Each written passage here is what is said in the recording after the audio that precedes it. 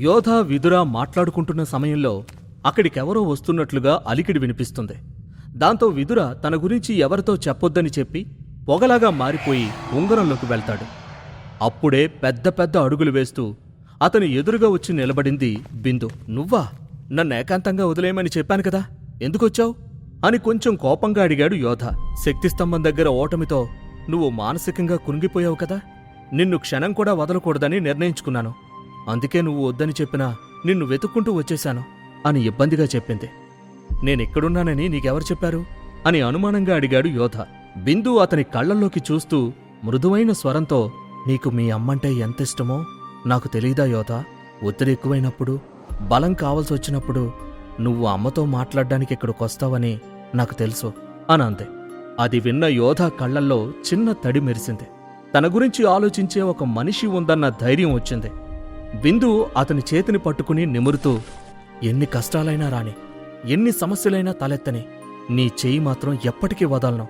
ఎప్పుడూ నీతోనే ఉంటాను, నీకు తోడుగా ఉంటాను, నన్ను నమ్ము యోధ అంటూ భరోసా ఇచ్చింది. ఆమె మాటలకు యోధ మొహంలో చిన్న చిరునవ్వు మెరిసింది. కాని మరుక్షణమే అడగాలా వద్దా అన్నట్లు కొంచెం సంకోచించి, నాకు కొన్ని బంగారు నాణేలు కావాలి, సర్దగలవా బిందు అని నిస్సహాయంగా అడిగాడు యోధ. నీకా?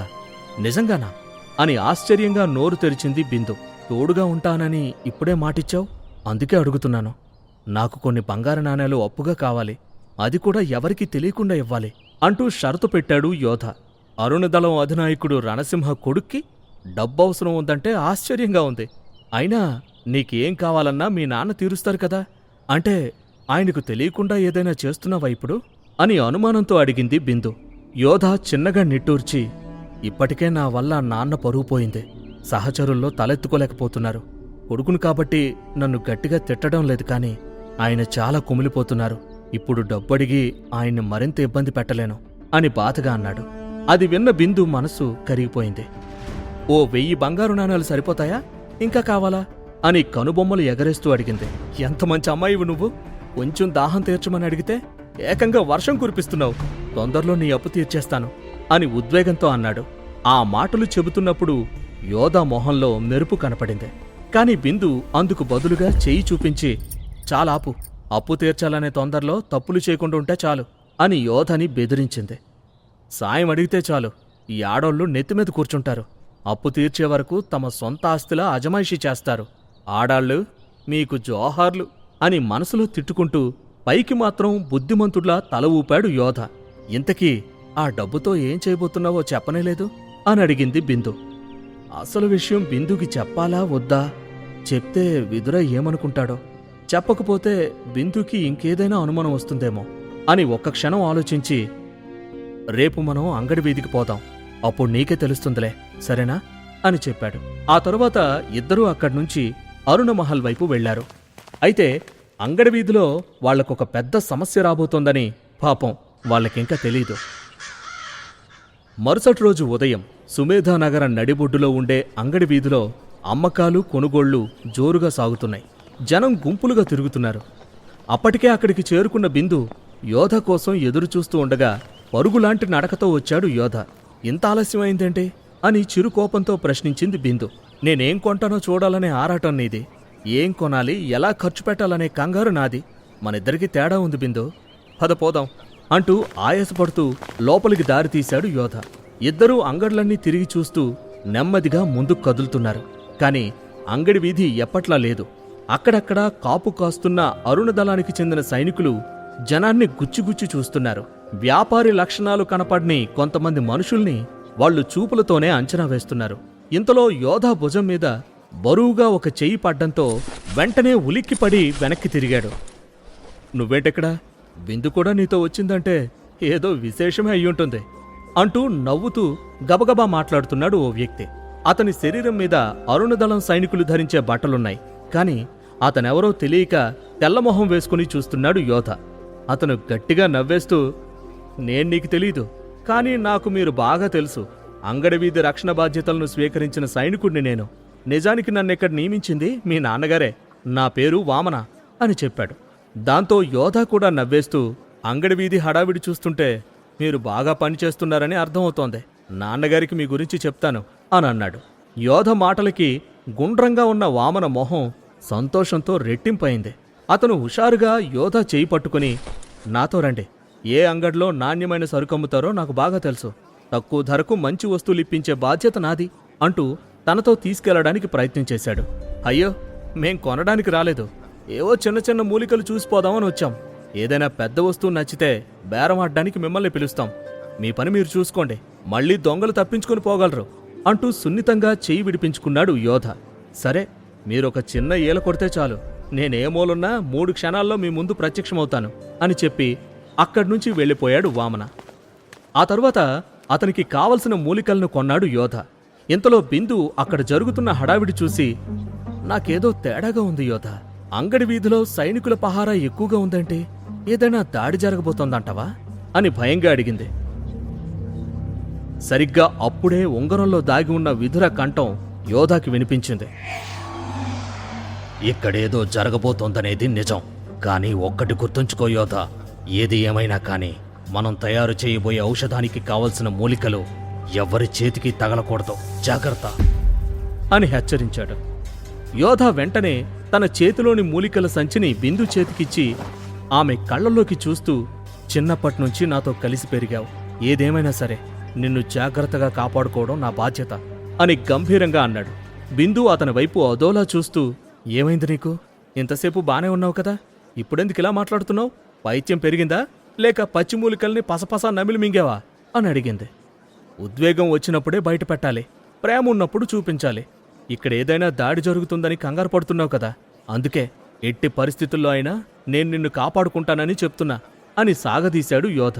అప్పిచ్చానని ఎంత వినయం నటించాల్సిన పనిలేదు యోధ అని చెప్పింది బిందు. సర్లే కాని నువ్వు బయలుదేరు, అంగడిలో హడావిడి చూస్తున్నావు కదా, అనవసరంగా నాతో వచ్చి ఈ సమయంలో నువ్వు ఇబ్బంది పడ్డం నాకిష్టం లేదు అని చెప్పాడు యోధ. బిందుకి వెళ్లాలని లేదు, కాని యోధ ఇంకో 2 సార్లు బలవంతం చేసేసరికి విసురుగా అక్కడ్నుంచి వెళ్ళిపోయింది.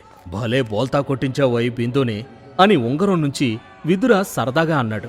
తలదించుకుని బయటకు వెళ్తున్న బిందుకి అడ్డంగా ఎవరివో 2 కాళ్ళొచ్చి నిల్చున్నాయి. ఇక్కడేం చేస్తున్నావు పాపా అని పలకరింపు వినిపించడంతో తల పైకెత్తి చూసింది. తాటి చెట్టులా పొడుగ్గా మెడమీద అస్థిపంజరం పచ్చబొట్టు వేసుకుని వెకిలిగా నవ్వుతూ కనిపించాడు భద్ర. అతన్ని చూడగానే బిందుకి ఒళ్ళు మండిపోయింది. ఏయ్, తప్పుకో పక్కకి, అసలే తెక్క మీదున్నా అని విదిలించింది. ఆమెను కదలనివ్వకుండా గోడ కట్టినట్లు నిలబడుతూ, అమీషాదళ నాయకుడు కొడుకుని బిందు నేను, నాతో స్నేహం చేయడానికి ఒప్పుకోవేంటి అని రోషంగా అన్నాడు భద్ర. బిందు అతని వైపు చిరాగ్గా చూస్తూ, మీ నాన్న పదవి నీ పరపతి వాడుకుని నాతో స్నేహం చేయాలని చూడకు, నాకలాంటివంటే అసహ్యం అంటూ ముందుకు కదలబోయింది. మాట్లాడుతున్నా కదా, అంత తొందరేంటి నీకు? కొంచెంసేపు నాతో కాలక్షేపం చేయొచ్చు కదా అని బతిమాలాడు భద్ర. చెప్తుంటే అర్థం కాదా? మర్యాదగా దారొదులు పో అని బిందు విసుక్కోవడంతో భద్ర గుండెలో మంటలు చెలరేగాయి. అయినా కోపాన్ని దిగమింగుకుంటూ తన బట్టల్లో దాచిన ఒక అందమైన గొలుసును బయటకు తీశాడు. ఇది నీకోసమే కొన్నాను బిందు, కనీసం ఇదైనా తీసుకో అంటూ బిందు ముందుకు చేయి చాపాడు భద్ర. అత్యంత విలువైన లోహంతో తయారు చేయబడిన ఒక పువ్వు ఆ గొలుసులో అమర్చుంది. అది చూడగానే బిందు కళ్ళు మెరిశాయి. ఇందులో ఉన్న లోహాన్ని ఉపయోగించి యోధా శక్తిని పెంచొచ్చు, కానీ భద్ర నుంచి బహుమానం తీసుకొని యోధా కోసం ఉపయోగిస్తే చండాలంగా ఉంటుంది. పోనీ ఆ పువ్వు తీసుకుని గొలుసు భద్ర మొహం మీద విసిరు కొడితే ఎలా ఉంటుంది అని ఆలోచిస్తోంది. ఆమె తడబాటు గమనించిన భద్ర మనసులోనే నవ్వుకుంటూ, ఎందుకు అంత ఆలోచిస్తావు బిందు? సుమేధ నగరంలోనే గొప్ప స్థాయిలో ఉన్న అరుణదళం, అమీషా దళానికి చెందిన వాళ్లం మనం. చిన్న చిన్న బహుమతులు ఇచ్చిపుచ్చుకోవడం, కలిసి తిరగడం తప్పేమీ కాదు అని ఒత్తిడి చేశాడు. దాంతో బిందు మనసులో ఆశ పుట్టింది. ఎప్పుడొచ్చాడో తెలియదు కాని ఆమె చెయ్యి ముందుకు చాపబోయే సమయంలో వాళ్ళిద్దరి మధ్యకు వచ్చి అడ్డంగా నిలుచున్నాడు యోధ. అతన్ని చూడగానే భద్ర మొహంలో భయం కనిపించింది. బహుమతులిచ్చి ఆడపిల్లని లొంగదీసుకోవాలనుకుంటున్నావా అని భద్ర చేతిని పక్కకి తోసేస్తూ కోపంగా అడిగాడు యోధ.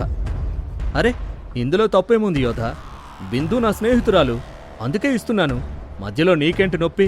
నీ పద్ధతేం బాలేదు అని రోషంగా అన్నాడు భద్ర. నీ పద్ధతి కూడా నాకు నచ్చలేదు.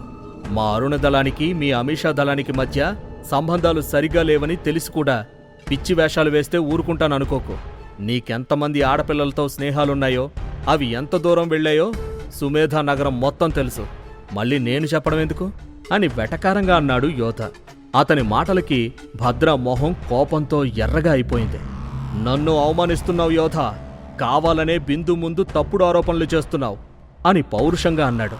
అమాయకత్వం నటించుకో. ఇంకోసారి బిందు వైపు చూసినా, తనతో మాట్లాడాలని ప్రయత్నించినా నాలో మరో మనిషిని చూస్తావు. అది నీకు మంచిది కాదు, జాగ్రత్త అని హెచ్చరించి బిందు చెయ్యి పట్టుకుని ముందుకు నడిచాడు యోధ. భద్ర గుండె భగ్గుమని మండింది. రేయ్, వీడి సంగతి చూడండి అంటూ గట్టిగా అరిచాడు. అప్పటి వరకు దూరంగా నిలబడి ఉన్న అమిషాదళ సైనికులు యోధాని చుట్టుముట్టారు. ఎలా తప్పించుకుని పోతావో చూస్తాను అంటూ యోధాని రెచ్చగొట్టాడు భద్ర. నువ్వు చూడాల్సింది ఇంకా ఉందిరా అంటూ ఈలవేశాడు యోధ. ఒక్కసారిగా సుడిగాలిలా వచ్చిన 20 మంది అరుణదళ సైనికులు అమిషాదళాన్ని చుట్టుముట్టారు.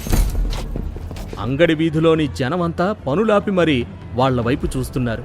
అరుణదళ సైన్యంతో పోరాడటం అంటే చావుని పేరు పెట్టి పిలవటం అని భద్రకి తెలుసు.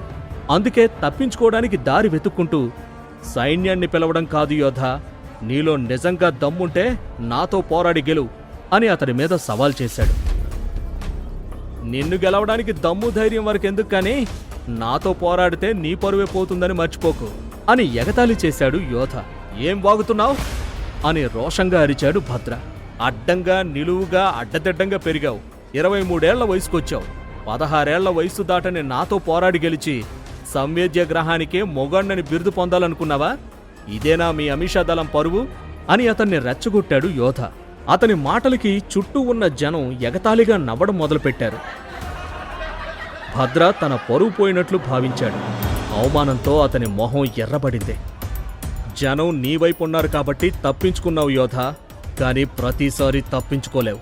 మళ్ళీ వస్తా, నీ అంతు చూస్తా అని హెచ్చరించి గబగబా 2 అడుగులు వేసి మళ్లీ యోధ వైపు తిరిగి, శిశుపాల కుటుంబం మీతో సంబంధాలు తెంచుకుందని నగరమంతా చెప్పుకుంటున్నారు. నిజమేనా? నువ్వు దేనికి పనికిరాని వాడివని మిత్రవిందం ముందే కనిపెట్టిందా అని అవమానకరంగా మాట్లాడాడు. అతని మాటలకి యోధ రక్తం మరిగిపోయింది. రేయ్ నిన్నో అంటూ అతని వైపుకి దూకబోయాడు. కాని బిందు గట్టిగా అతన్ని పట్టుకుని, పిచ్చికుక్క మొరిగితే పట్టించుకోకూడదు అని ఆపేసింది. పోరా అన్నట్టు చేత్తో సైగ చేసి నవ్వుకుంటూ వెళ్ళిపోయాడు భద్ర. నా గాయాల్ని మళ్లీ కెలికాడు భద్ర అని పెదవి బిగించాడు యోధ. వాడి మాటలు వదిలే, నువ్వు వచ్చిన పని చూడు యోధ, మనమింకా కొనుగోలు చేయాల్సిన ఉన్నాయన్నావు కదా అని బిందు చెప్పగానే ఆమెతో కలిసి ఒక అంగడి వైపు వెళ్ళాడు. అక్కడ అన్ని వస్తువుల్లోకి ప్రత్యేకంగా మెరుస్తున్న ఒక నల్ల రాయి కనిపించింది. దాన్ని చూడగానే యోధ ఆగిపోయాడు. మనకి కావలసింది ఇదే అంటూ ఉంగరం నుంచి విదురా మాట్లాడాడు. యోధ దానివైపు దీక్షగా చూడటం గమనించిన బిందు, ఆ నల్లని రాయిని ఎందుకు వాడుతారో నీకు తెలుసా అని ప్రశ్నించింది. తెలీదు అని తల అడ్డంగా ఊపాడు యోధ. మరి దాన్ని ఎందుకలా చూస్తున్నావు అని అడిగింది బిందు. ఎందుకో ఆ రాయిని కొనాలని నా మనస్సు గట్టిగా చెప్తోంది అని చెప్పాడు యోధ. ఎప్పుడూ అంగడి వైపుకే రాని యోధ ఇలా మూలికలు రాళ్లు కొనుగోలు చేయటం బిందుకి ఆశ్చర్యంగా అనిపించింది. అందుకే అతని వైపు అలాగే చూస్తూ ఉండిపోయింది. దీనితో నా శిక్షణ మొదలవుతుంది అనుకుంటూ ఆ రాయి వైపు తదేకంగా చూశాడు యోధ. నల్లని మెరిసే రాయితో యోధ ఏం చేయబోతున్నాడు? తన స్నేహితురాలికి కూడా చెప్పకుండా దాయటంలో అతని ఉద్దేశం ఏంటి? భద్ర నుంచి ఎలాంటి ప్రమాదం ఎదురవబోతోంది తెలియాలంటే తరువాత భాగాన్ని వినాల్సిందే. వింటూనే ఉండండి పాకెట్ FM.